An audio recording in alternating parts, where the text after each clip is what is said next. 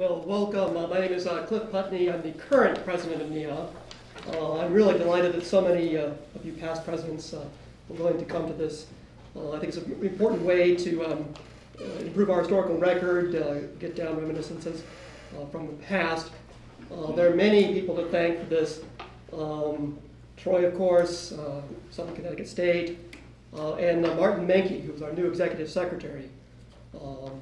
Jim stepped down after 20 years, Jim Hanlon, and Martin very courageously agreed to take the position. Not an easy job. Is it a 20-year term?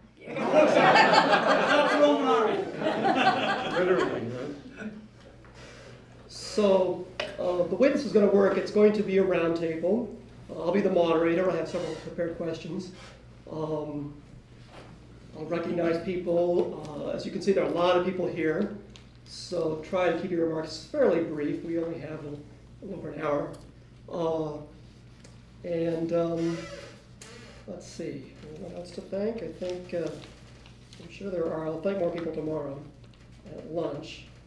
Don White, I don't think is here. He's our vice president. He put together the program for tomorrow. I hope you'll be able to attend that if you can, if you're in town. Attend the regular portion of the conference. That would be terrific if you could. All right.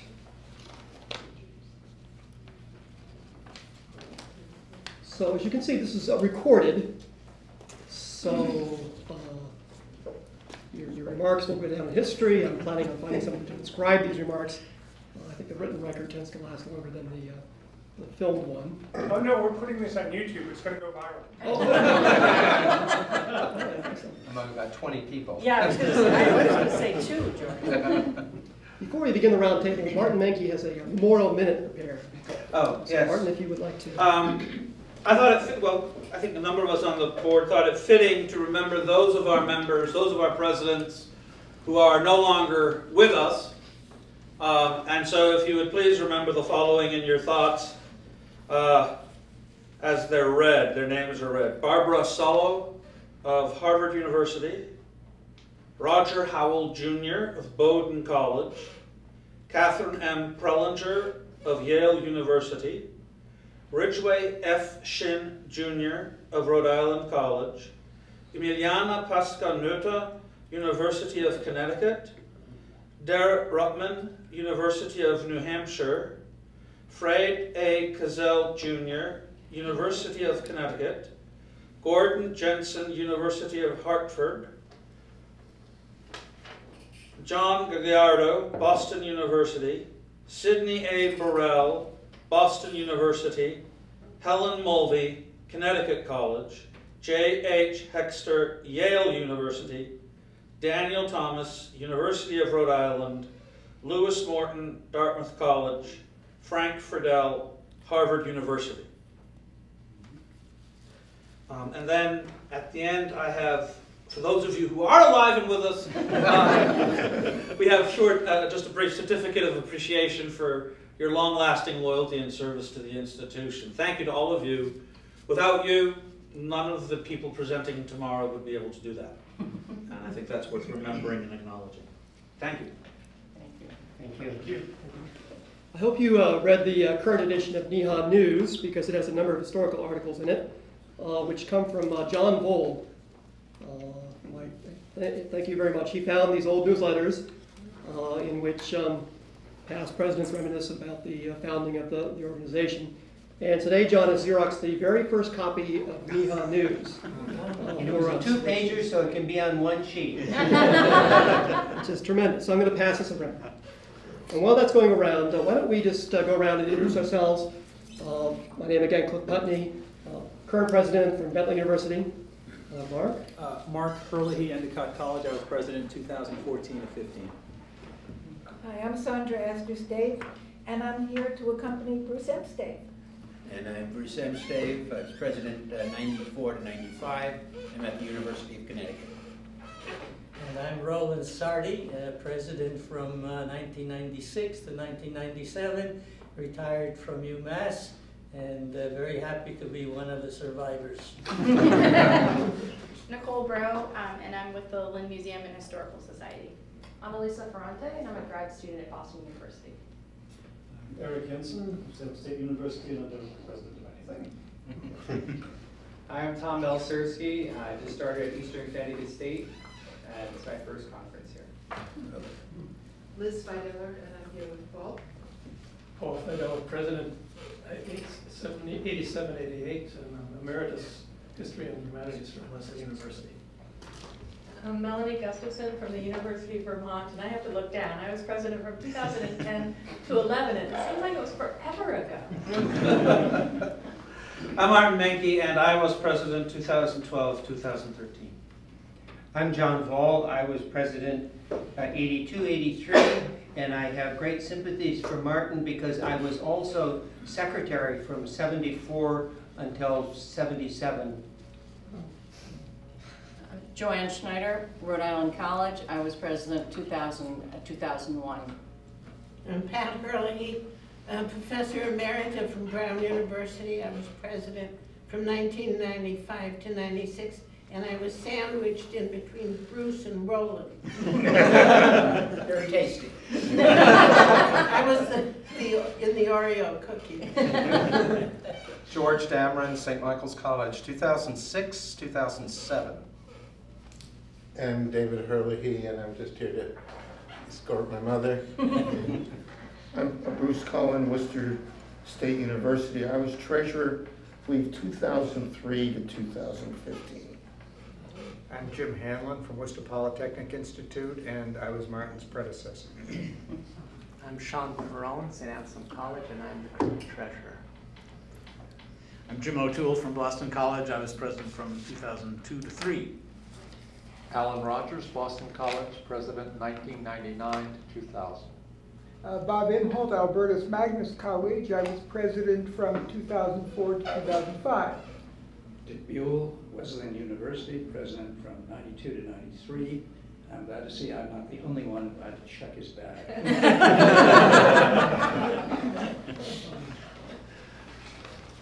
Well, I have several prepared questions.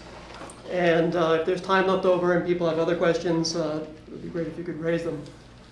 Again, I'll just read these out, and then if people want to respond, please do so. If it gets too chaotic, I guess I'll try to impose some sort of order. But, right, my first question is, do you know any stories about the creation of NEHA?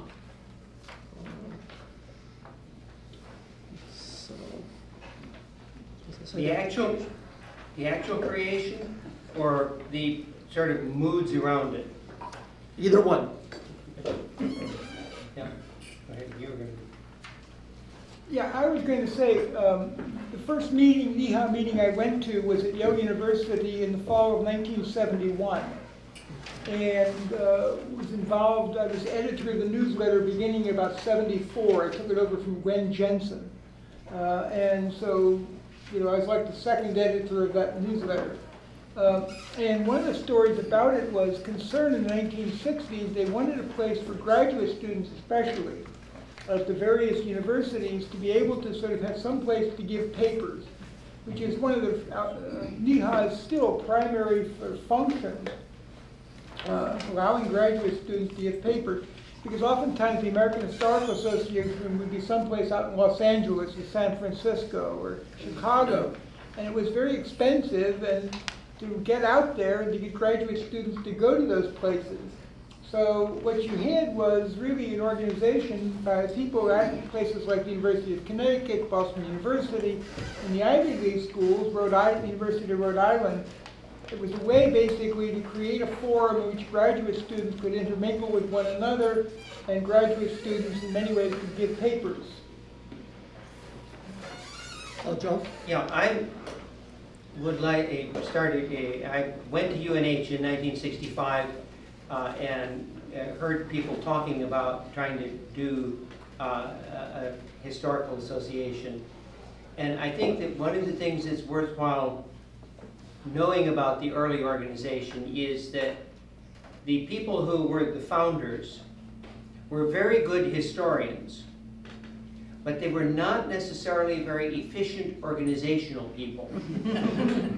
And that one of the real keys to the establishment of NEHA as an organization rather than just as an intellectual group, was somebody by the name of Bill Allen, William Allen, who was an assistant to the president of the University of Bridgeport and a good historian. But he was a very good organization person. And he put together membership lists. He put together the things that made NEHA an organization rather than just a summer picnic group. And so, as we think about the founding, the organization is associated with a very important particular individual who doesn't get mentioned very often, and that's Bill Allen. I actually was at the 1966 meeting. I don't remember much about it at all, except for one thing. First, Bill Allen was a colleague of mine at the University of Bridgeport, the first job I ever had before I had a doctorate. And I drove up with the head of the department of, I think, 5 or 6 people at that time to Storrs. And we came up to the campus, and he said, boy, this would be a nice place to teach. And a few years later, it became a career for me. So I very fondly remember the time, but I don't remember the meeting, except that one other individual who was critical was a man by the name of Harry Marks. Harry Marks was a professor in the University of Connecticut department, and I think he did a lot to organize the meeting. It's remarkable that we have people whose memories go back that far. Anyone else? Jim, you commented about how Frank Fidel sort of was the mentor for many of these early. As I recall, the last time the presidents got together for the whatever anniversary it was, there was someone, I don't remember who indicated that many of the early members were friends of Frank Fidel and wanted to honor him, and as you know, he was the first president. And there apparently was a faction at Harvard that was anti-Fidel and a faction that was pro-Fidel. And the faction that was pro-Fidel obviously won, and Frank was the first president of NEHA. I'm not sure what the controversy was at Harvard, and I just don't know. You don't have to have a content for a controversy at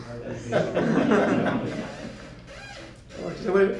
Anyone else have anything to say about the creation of NEHA? Do we know who the first executive secretary was? I'm just trying to... I think it was Bill Allen. Yeah. Okay, so it was Bill Allen. No, he was not. The executive secretary is an exalted term that came later. He was secretary treasurer. I see. Is that your memory, Bruce? I'm not certain. He was in 71, I know that. Mm-hmm. And they split then his office into a separate treasurer and secretary, and I was the secretary, and Armand Petrucco from Rhode Island College became the treasurer. Just in terms of the formation, the innocence of the formation, I was commenting, I found my old secretary's logbook for minutes from executive meetings, and we had been in existence for 10 years.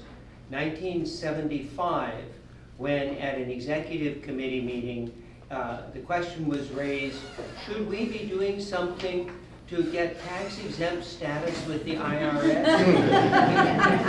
And we had been 10 years without ever doing that sort of thing, and then Armand went and got us tax-exempt status. But it was an innocent, as I say, this was not a bunch of high-powered administrative organizers. If I could just add, I was not around at the formation because I was starting 7th grade when NEHA started. But I felt when I was most active in NEHA, and I feel this way now, that one of the great strengths of the organization is the governance structure where the secretary, now executive secretary, basically has supervision over the organization and represents continuity over time and knows the personnel And I've seen another organization, many of you probably have heard me mention this before, now is healthy, but before, the New England Medieval Conference did not have that kind of governance structure, and it eventually dissolved about 10 years ago, and then it's reconstituted itself. But that's because it depended on a steering committee, which, as we know, has a lot of turnover. And so I think NEHA has always had that, probably Bill Allen, it sounds like he's the one who actually started that structure that Jim carried on for so long, for 2 decades, that really kept the organization going. It's worth preserving. Not necessarily 20-year terms. Martin's up for it. Yeah. All right, my second question is this. What was the biggest change that happened at NEHA during your presidency?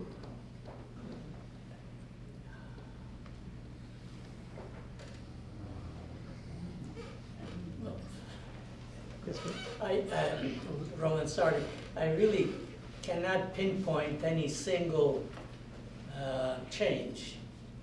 But it seems to me that one of the strengths of NEHA has been its ability to move with the times. And I wasn't present at the creation, but it probably started with the idea of creating a sense of community among scholars in New England in different fields. And it has done that very well, I think. But in addition to that, it seems to me that NEHA has also moved with the times in the sense that it has brought in students. It has, if you look at the roster of presidents, you see a number of women from the early days. So it seems to me that NEHA has really been able to adjust and to move along with the times. And I'm not sure that this was done in any deliberate sense. As far as I know, no one sat down and said, this is what we ought to be doing. I think one of the strengths of NEHA is precisely that it has responded to changes that were happening in the larger academic community. And so I think that is something to keep in mind. It's not a question of any sudden decision, any sudden change, but just being willing to adapt and to be open. Well, Fidel here. I made an effort to get secondary level teachers into NEHA, prep school teachers, high school teachers. And actually,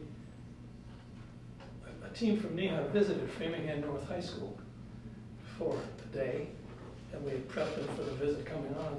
And there was great rapport going on between the history and English teachers, for example, the history and the literature teachers, and the NEHA guests who went there, and there was some evaluating of their programs going on from the historians. I'm not sure we got any membership out of this, but I thought it was a very good gesture, and I was very pleased that that conference had taken place. Well,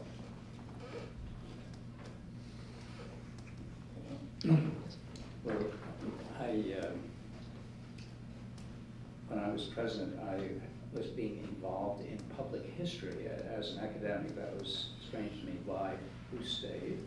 Who was principally responsible for this? So I thought it would be nice if public history was represented on the executive committee, and we actually designated a slot for that. I don't know if that's continued or not, but and have we had a public history present? We did. We did. Okay, so I feel good about that.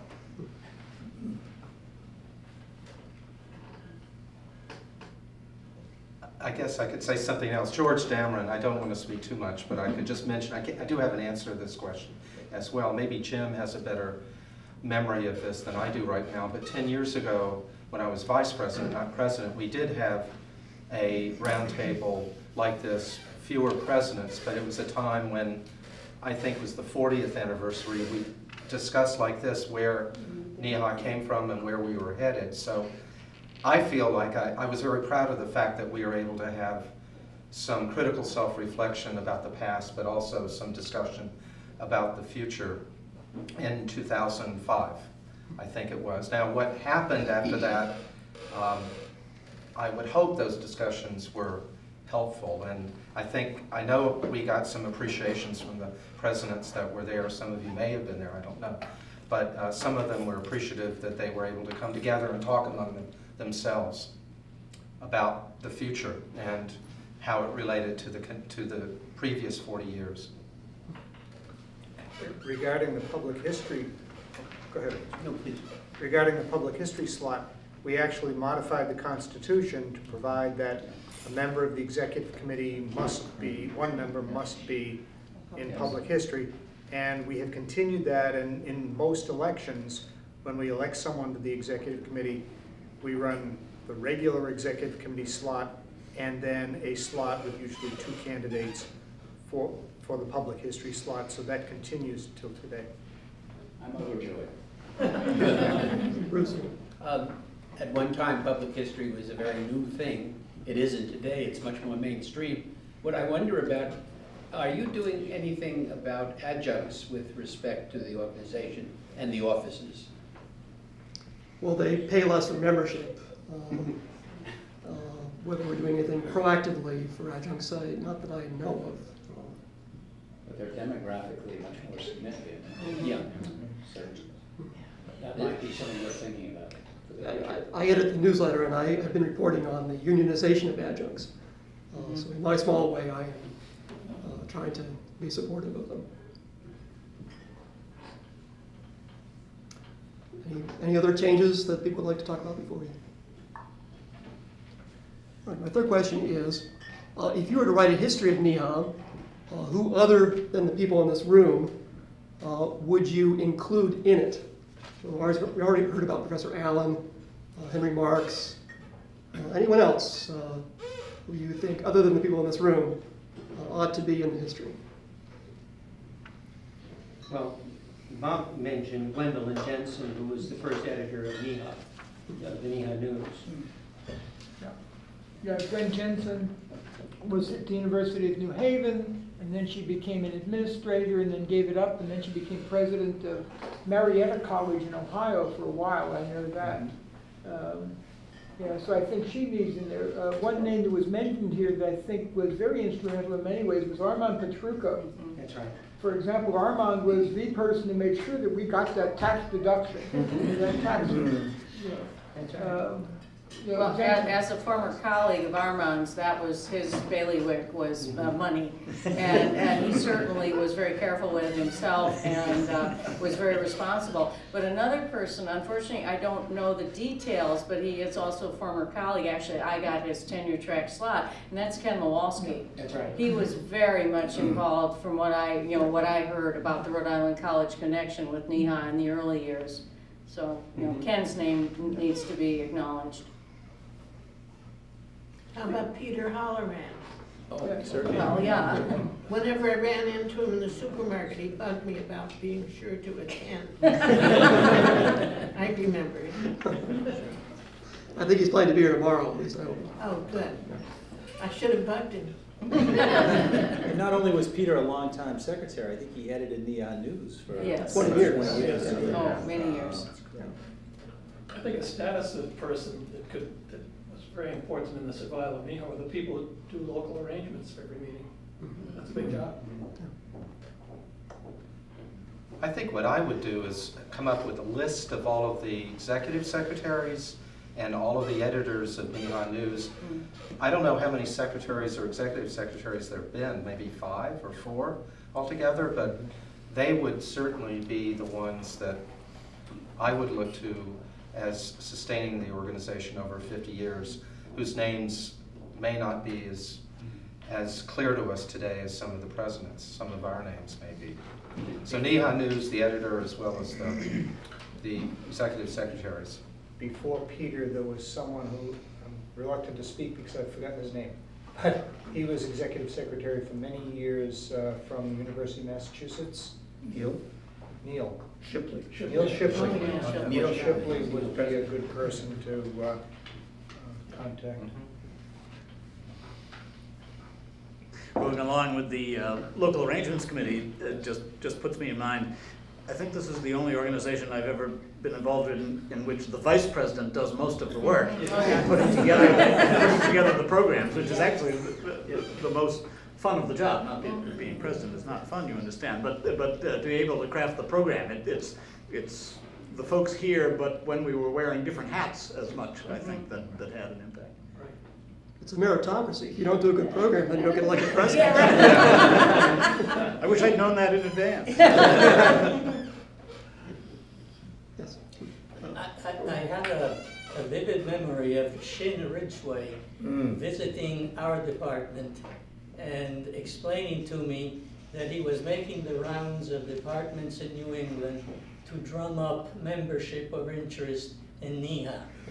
And I think, if I'm not mistaken, that was my first real contact with NEHA. I think that's an admirable way of going about developing interest, stimulating interest, because there is nothing like personal contact. And if someone goes out of his or her way to travel around just for the purpose of meeting new people and attracting them to NEHA, that's the best kind of advertising that I think any association can have.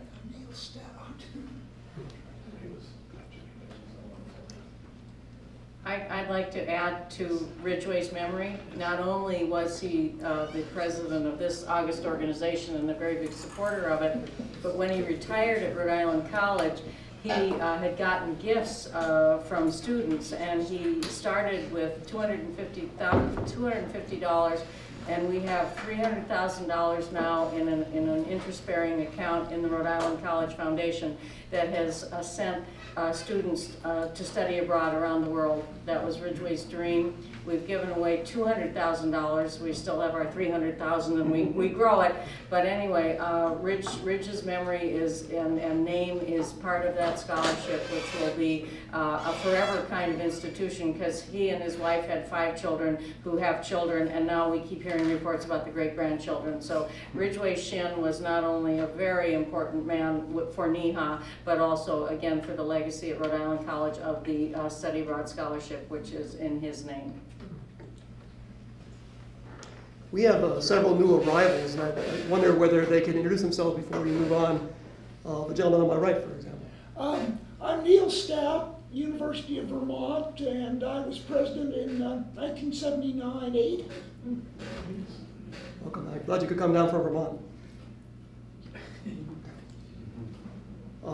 Cheryl? Sorry. Cheryl Boots. I'm a member of the executive board. I teach at Boston University. I'm Neil's wife. I'm Tona Hagan. I'm the secretary, not the executive secretary, and I also run the website and the Twitter feed. Yeah. And Tona has been collecting old issues of NEHA News. Yeah, we've got a digital archive now. So it should be possible to actually comprise that list, George, that you mentioned of former executive secretaries and editors of the newsletter and so forth. There's another person. I'm Donald Rogers. Long ago, I was chair of the nominating committee, but I've been a continuous member all along.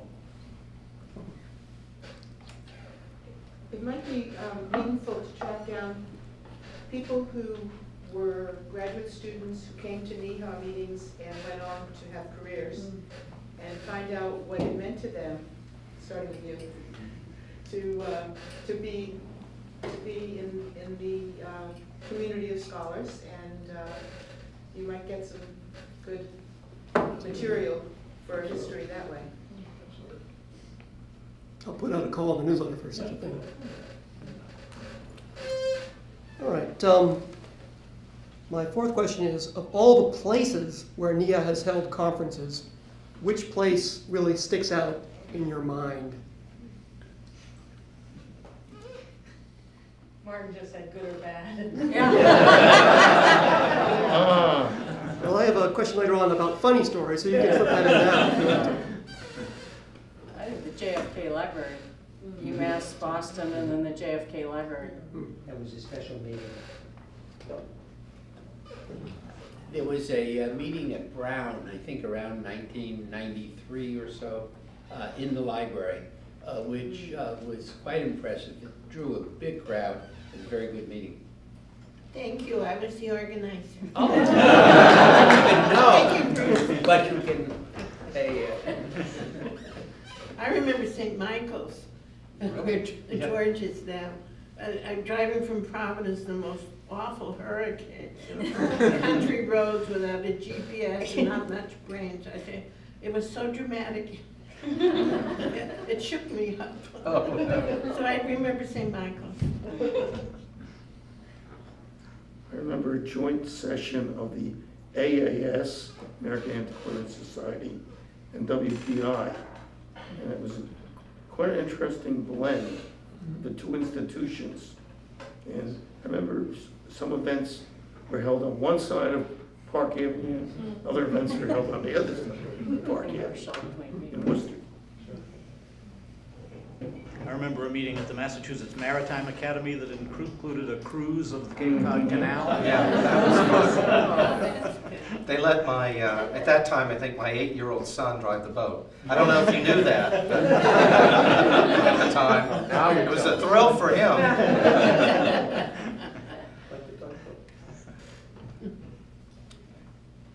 You know, there was also the meeting in Rhode Island on the coast. In Newport. Salve Regina. Yeah, that was one of the most impressive sights visually, I thought, and it was a wonderful place to take a walk afterwards, to walk along the yeah, the walk there. I actually played hooky and walked along the cliff walk during the conference. And at that meeting, we were going to have lunch, and it was in an elaborate dining room with painted frescoes on the ceilings, and they had a large salad set up. And they had given me a price, and it was fairly expensive. I think it was $22 for lunch. It's all right. Okay. And everybody got their salad, and then they were waiting for the main course. And I had to go to the food service director and say, you know, when is the main course coming? And the food service director said, that is the main course. It was a little embarrassing, especially for what we paid for lunch. Yeah. Cliff, that's why they named it the Cliff Walk? Yeah, I think I was a graduate student at that point, so. Yeah.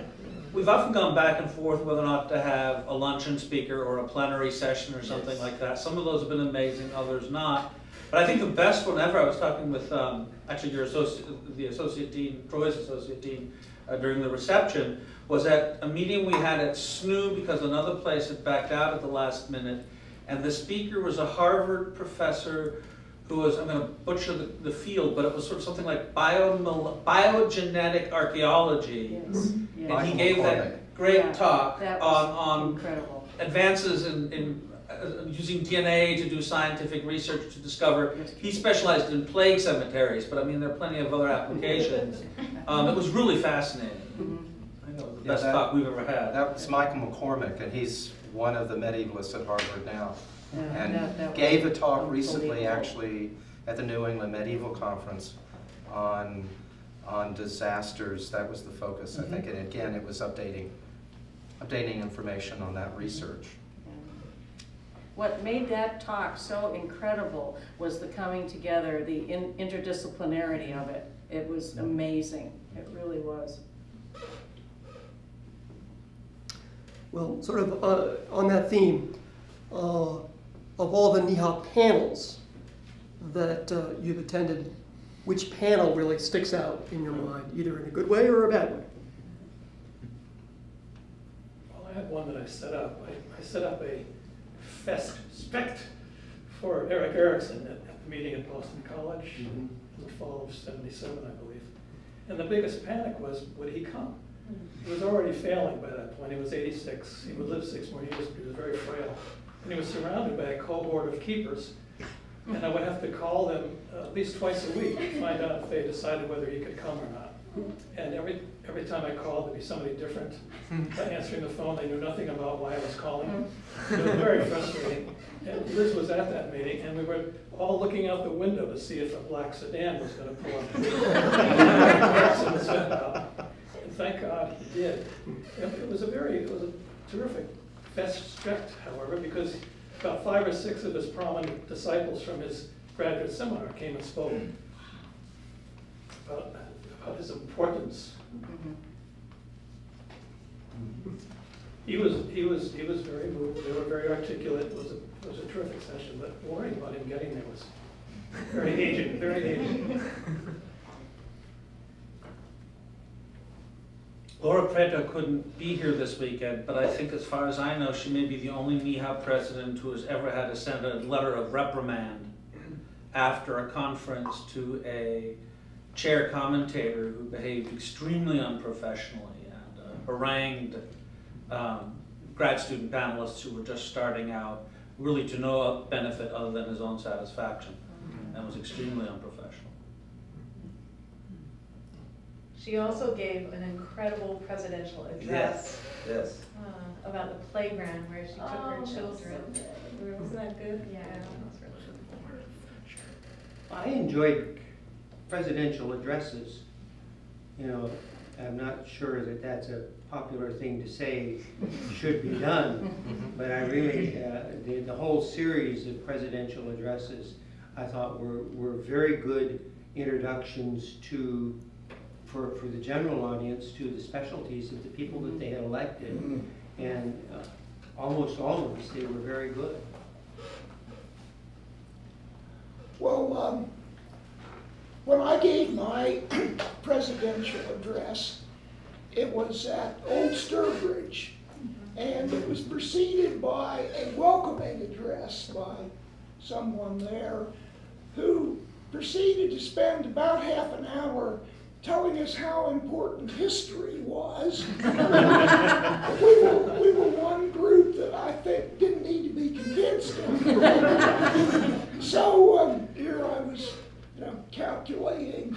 And one thing about the presidency, as you know, is that it's preceded by your being vice president, which is the real work, and so you learn to appreciate keeping things on schedule. So, I had to decide, am I going to give an address or am I going to say a few words and keep to the schedule? And I kept to the schedule.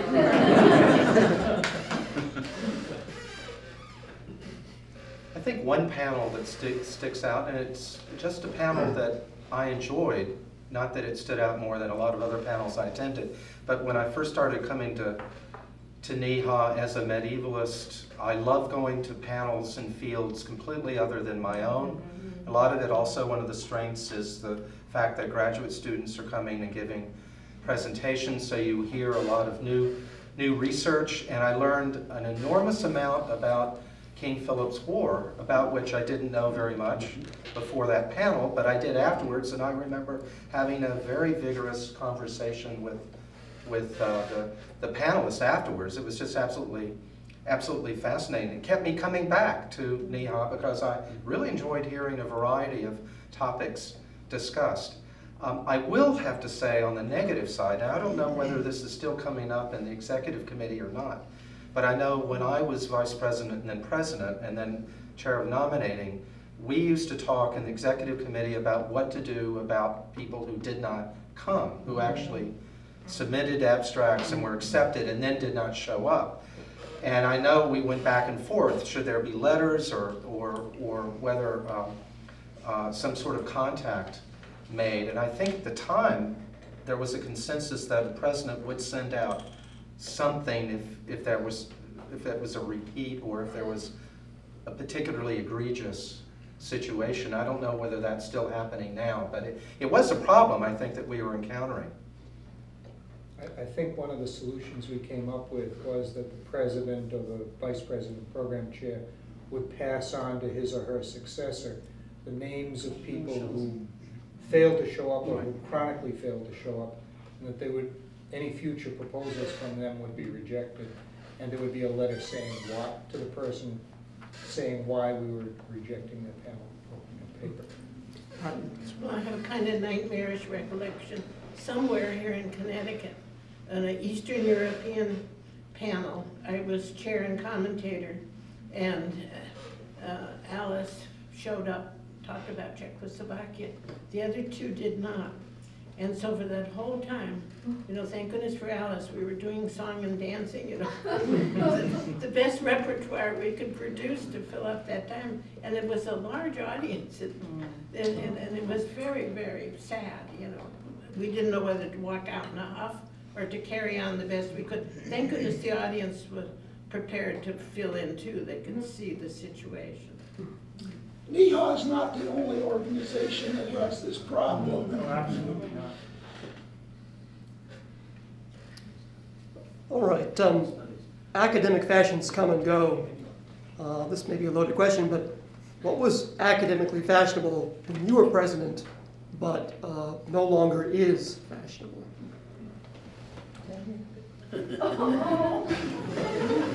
Yeah. Public history. Public history. Maybe it's just become old hat now, but it's, I haven't even heard the term for years. What was that? Public history. Public history. It's enshrined in our Constitution, but I haven't heard it in other conferences. I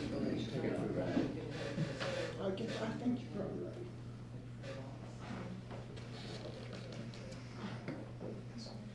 right.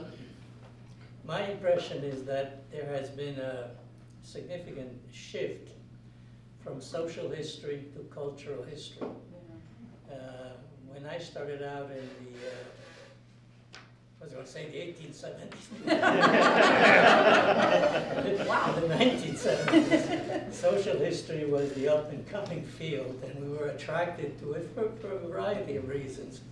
And it remained a lively field, and I must say it hasn't died out, really. But certainly it has been overtaken by cultural history and cultural studies, and that's a rather interesting contrast there, which may also have something to do with the larger politics going on in the country. John? You know, sort of a transformation rather than a rise and fall in quantitative history that my colleague Garrett Ruttman and Steve Thernstrom and so on were into lots of numbers, but it was numbers before historians caught on to computers, you know, really in that sense, and that so that you had the big debates about quantitative social history, which have now been transformed into the debates about digital history, and that so that the debates about quantitative history when in the early 80s were still hot and strong, and I think they've been transformed. In answer to the question that was asked previously about the best panel reminds me of that I can link together that and the demise, as it were, of a field. And that is, I was thinking about the best panel I ever attended was one in which Joe Conforti, one of our past presidents, who talked about Jonathan Edwards and simply lighted up the room, not just the panel participants, but the room was alive, or as Edwards would have it, on the brink of death at that panel. But what I think of the connection is the demise of colonial and American Revolutionary history. One of my Boston colleagues, Brendan McConville, has made a career of this, decrying the absence of study in major universities across the country in colonial and or American Revolutionary history, which is...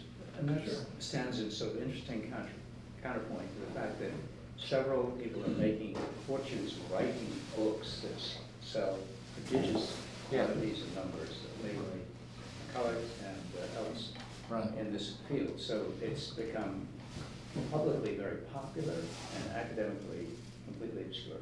Yeah. But cheer up. There's time to rediscover the wheel. And it will be done. Yes. I'd like to actually put in a plug for Joe Conforti. He recently published a memoir. Yes. City Upon a Hill? Another City on a Hill. Another City on a Hill. Yeah. I recommend it to everyone. Yes. It's one of the best books I've ever read. Yes. It's really fantastic. Doesn't deal with NEHA at all. Well, another move is the move away from modernist narrative history to postmodernist history, which looks at smaller and smaller communities. Universal truths are no longer embedded in history. It's what I call epistemological affinity now, which determines what's true in postmodern circles, post-colonial historiography. I think that's been a big change. Although I think the grand narrative, I've heard, stories about it coming back, at least on the popular scene. I think it is. I would disagree with that narrative. And I remember actually, when in graduate school, I was taking a seminar with Sam Haber, an American intellectual historian, and he had Leon Litwack coming in and doing his book, and now I'm forgetting the name, about sort of the creation of highbrow, lowbrow. That's what it was. And what was interesting about that book, and I'm a European historian by training, was he wanted to produce a grand theory, but he wouldn't say it. And it seems to me the difficulty or the trepidation that people have with grand narratives is with the creation of microhistory, is that you have people saying, no, my little town is an exception to that. And I think that's created sort of a reluctance to posit these big theories, because you can point to so many different exceptions that all of a sudden the theory appears to be meaningless. And I don't think that's the case, but I think that's one of the reasons you see the decline in these grand narratives. Sure, I agree with that. Bob?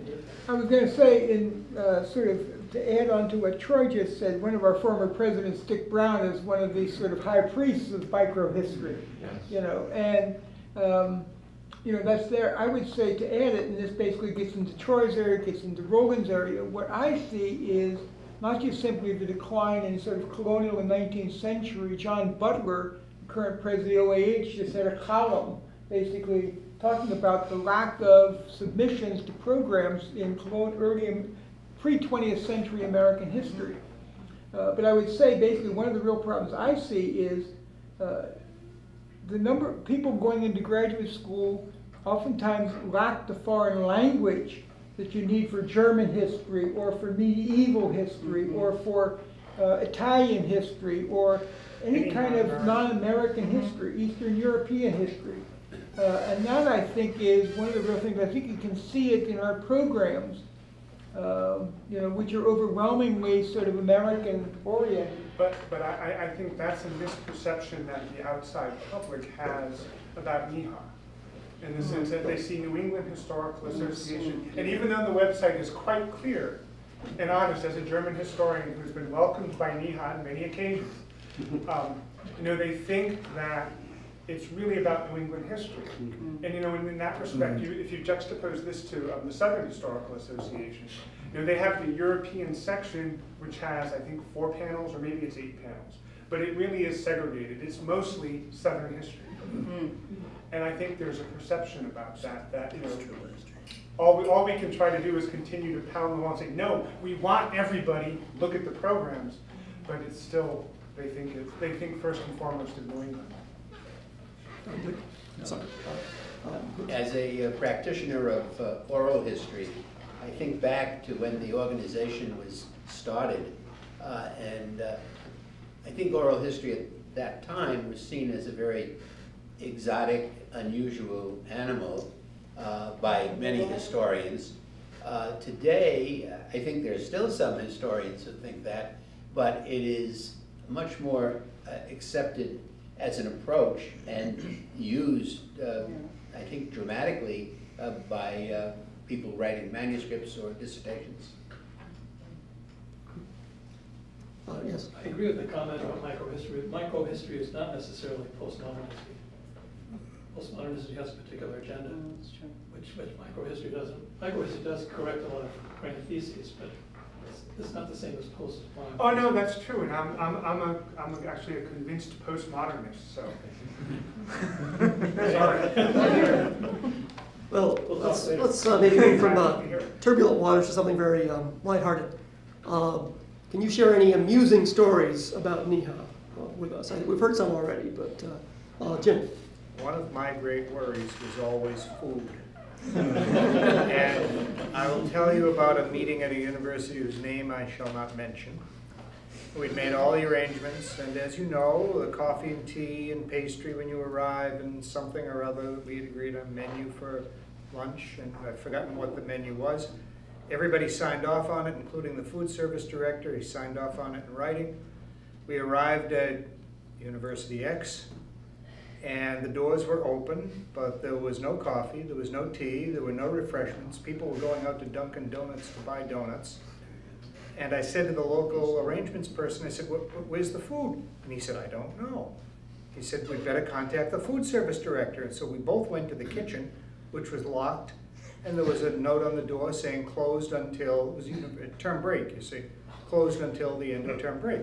So we called the food service director at home, we got him out of bed, and he said, well, I wasn't expecting you this week. Well, that was the date. He said, what am I supposed to do? The students are all away, there's no one to cook the food. And we said, well, could you come in and get someone to cook the food? And he said, I suppose so. But of course, there was no refreshments at arrival. So it got to be 45 minutes before we were supposed to have lunch, and there was no food service director.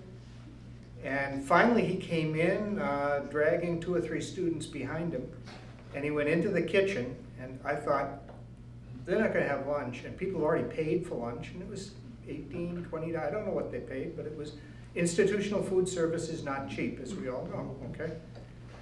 I thought people were going to have nothing for lunch. He put together something, and he had the plant services people setting the tables, and it was not the best lunch we've ever had, but in half an hour, what can you expect? It was better than bologna sandwiches. I hesitate to follow up on Jim, but I think this occurred at another university in the same city. We're narrowing you down. Yeah. And I'm hoping this doesn't occur tomorrow. So. Yes. Where we went and we found there was no facility for us to eat lunch. And we ended up in the basement of that institution. I don't know whether it has something to do with the city or with the institutions, but something went awry. And the food service director at that meeting, Bruce, said to me, no one eats a bite of food until I get the check. Fortunately, I had the checkbook. Well, as long as we're talking about food, one of the best experiences I had in NEHA was not as president, but as a member of the Book Award Committee during the year that it was chaired by Pat Hurley, who entertained us in Providence. We had this wonderful lunch on the back porch, as I remember. I'm sure we did get around to picking a winner of the Book Award, but it was one of the best occasions I've had in this or any other professional organization. Thank you, Jim. I enjoyed it too. This one way to rope a young man on the back porch. Oh, yes. I'm thinking back to a discussion that came up the year that I was president, when we were trying to come up with a name change for the association that would reflect a somewhat broader approach. Instead of putting New England first, to put history first. And I think I was the one who suggested that we might go with what the heck was it? Historical Association of New England.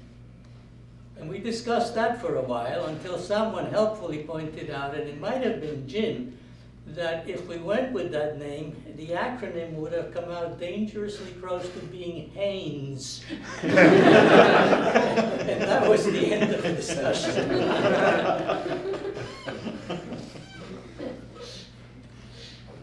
Any other stories, amusing stories that people like to share? How about protecting the conference from having a diatribe? When I was vice president, I had was collecting paper proposals, and I received one from a gentleman who I had actually seen at a Phi Alpha Theta conference a year before.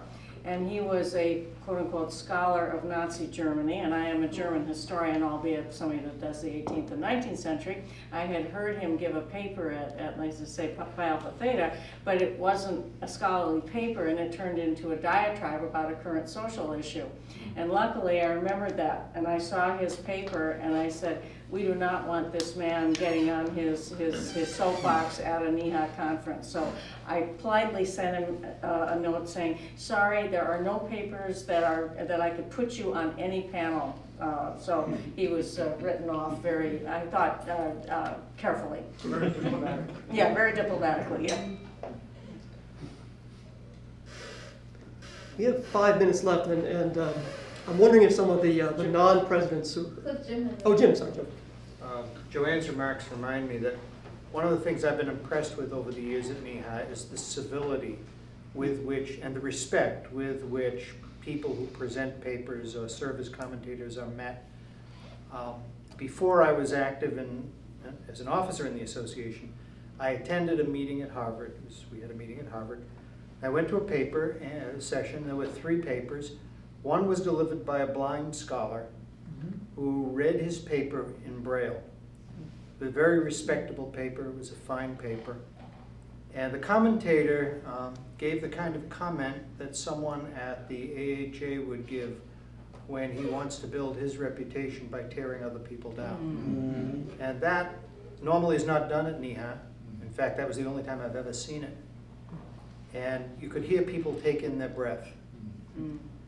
And there was a priest seated in the front row. No one applauded after the comments, except for the priest, who felt everybody deserved a bit of applause.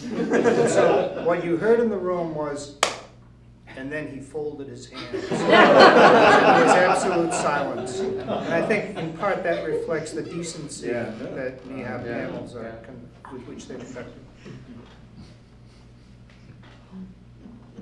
Well, one of our past presidents, Dick Brown, asked me to be a commentator at a Springfield NEHA meeting to talk about his book, to make some comments about his most recent book, Taming Lust. And one day at lunch or something, I said, when this weekend I'm going out to Springfield to, give a comment on a book, and he said, "What's the book?" And I said, "Taming Lust." And he said, "Why?" But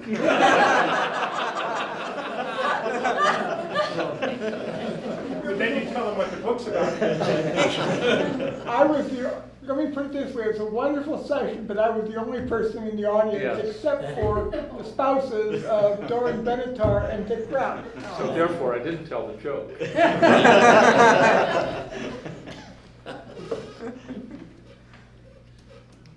Well, are there any non-presidents here who have a question of our presidents, past presidents?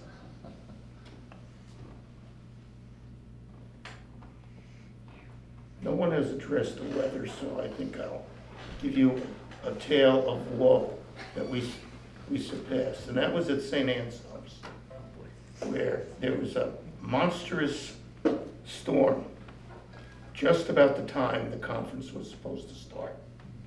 And people were straggling in late. We couldn't start on time. We didn't start on time, but we started.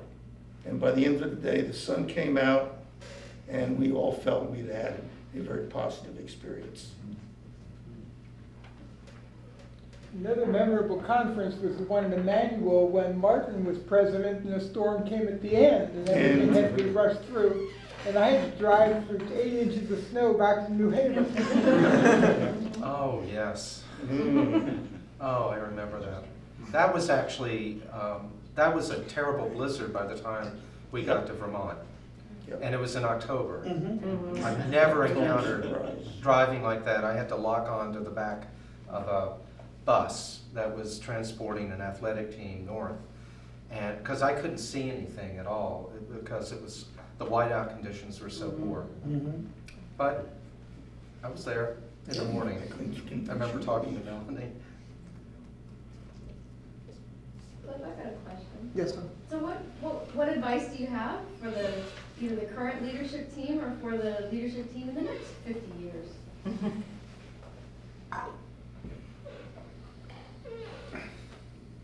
I have a couple, actually I was thinking about this the last few days, and it seems to me there were very good things going for NEHA 10 years ago that I think are still true today, that I hope will continue. One is the account in the Treasury has always been robust, and I think that's been consistent. I hope that'll continue. Secondly, I think what you mentioned, I think you mentioned it earlier, the addresses by presidents. I remember Borden Painter talking about historiography and just asking how many people required historiography courses for their major, and I thought it was a very good talk, and helped actually convince me to develop an historiography course myself. So I hope presidential addresses will continue also. And I think the civility obviously has been maintained, and it probably has a lot to do with what local arrangement organizers have done. It's just a well-run organization in general. I hope there's no attempt to really change it. The book Just award. give me a chance, George. You've got 20 years. Yeah. And any civility has nothing to do with me, trust me, I promise. Well, the vice president also, I think, as Joanne said, does have some discretion to. And I just heard from the vice president, he texted, he just got in like 15 minutes ago, so he's not going to make it tonight, consensus regrets. So finally, I just hope the book award committee will continue as well. I don't know when that began, but I think it was a good addition also to the organization. John? Yeah, I think one of the big values that's implicit and explicit in what a lot of people have said is the sense of scholarly community. And I think that it's one of the dangers of a short conference like we have is that we get lots of good papers and we fill up the time with sessions, panels, and papers. And if one of the values, advice to current leadership and so on, if one of the values is the sense of community and informal communication among historians in New England, I think the association can make a more conscious effort to have times and occasions where there isn't anything happening except community.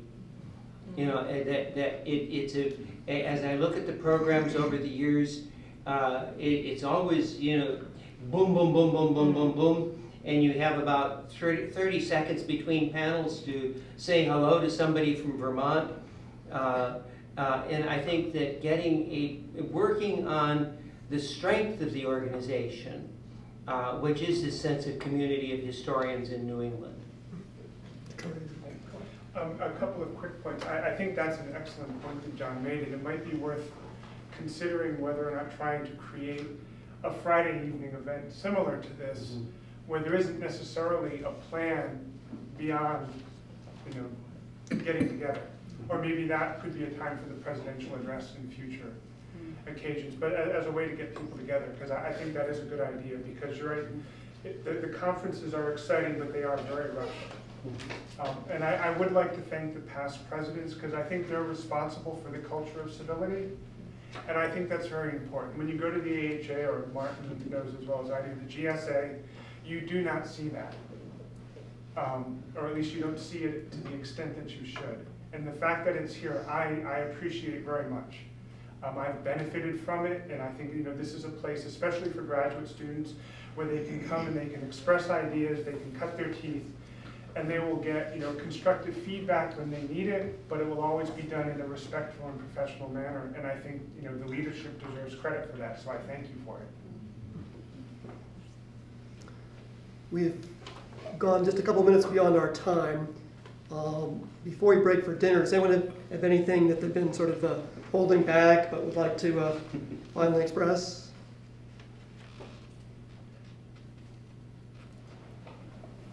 Sure. I'm not a president, but I think that as I look around this room and I think about the events that have happened in the past year, we are astoundingly white, and I think we need to look at ways of including and perhaps very much growing our own contingent of colleagues who are not necessarily European in their racial makeup.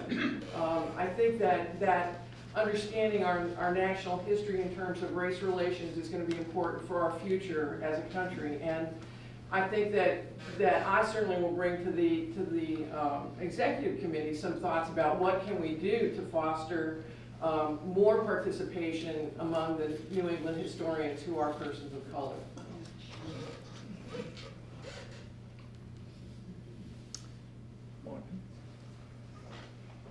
Yes, Troy?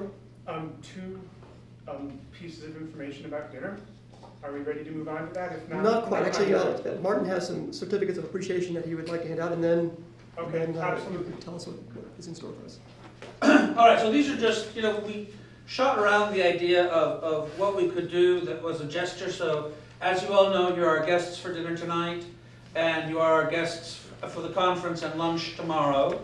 Even though it doesn't say luncheon, just the fact that it says president, it gives you a free lunch. And because of the robust finances of the association, Which in fact, I was robust afterwards. Yeah. But I was just looking, our latest fee increase was larger than the total dues amount in that in that first newsletter, right? So that's sort of like you pay off your mortgage, and then eventually the tax payment is higher than the mortgage was initially, right? So no, we do have. So you are a guest. Thank you so much for coming. Thank you for once again sharing your experiences with us and your loyalty to the organization. If I made any mistakes on your certificates, please just let me know, but we do want to commemorate this gathering and this event and your participation in it. Professor Fiedler, Professor Brown, Professor Buell.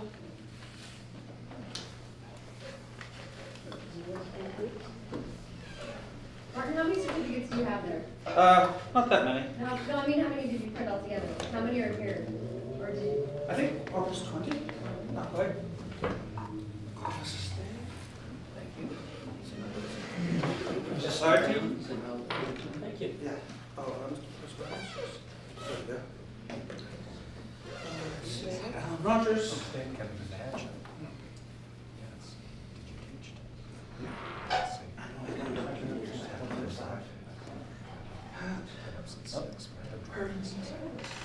Oh, surfing in front.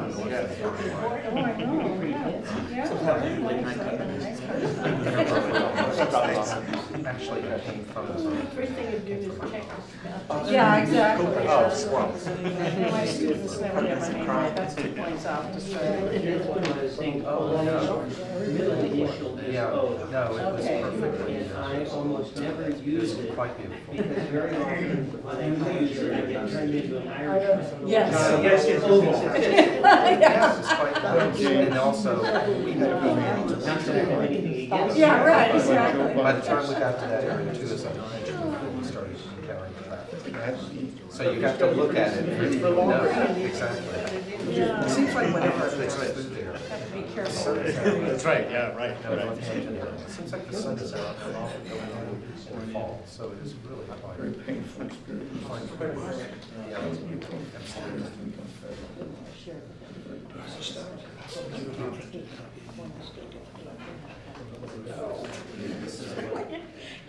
Thank you all very much. Thank you. Thank everyone here.